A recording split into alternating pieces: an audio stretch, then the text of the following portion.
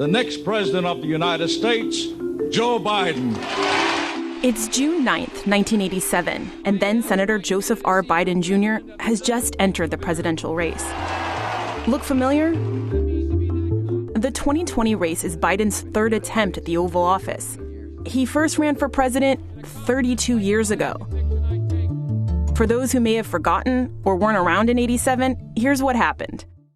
Biden started off as a strong contender. Senator Joseph R. Biden Jr. of Delaware. But his campaign was marred by some early blunders, like this one. What law school did you attend, and where did you place in that class?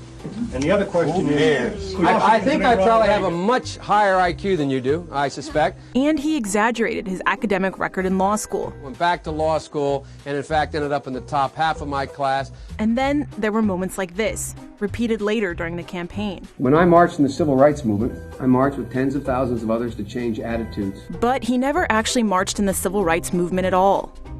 Ultimately, it was accusations of plagiarism in his speeches. I did not know that was a Robert Kennedy quote. My mistake. That forced him to drop out of the race. I made some mistakes. After that, Biden stayed in the Senate, ran again in the 2008 race, became the vice presidential nominee, and then the vice president. Laid low for a little while, and now we're here. If I'm going to be able to beat Donald Trump in 2020, it's going to happen here. And certain things, including a handful of Biden's vulnerabilities, haven't changed. He's still leaning into some of the core messages he highlighted during his first presidential run, often emphasizing his profile over policy, promising to put the country on the right path after what he sees as the ills of Republican administrations. Here he is in 1987. I tell you today that America is a nation at risk.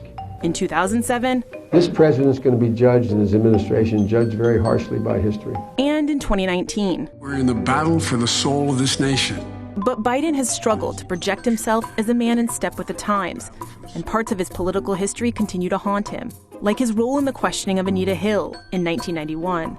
It is appropriate to ask Professor Hill anything any member wishes to ask her to plumb the depths of her credibility.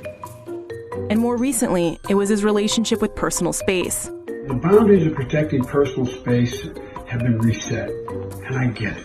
Throughout his more than 4-decade-long career in politics, Biden has become known for his freewheeling charm and authenticity. I've been referred to as middle-class Joe. It's not always meant as a compliment. But his candor has also gotten him into some trouble. I've done some dumb things, and I'll do dumb things again. As the Democratic frontrunner, Biden will be under a microscope. The question is whether he can harness the folksy appeal he's become known for without repeating the mistakes of the past.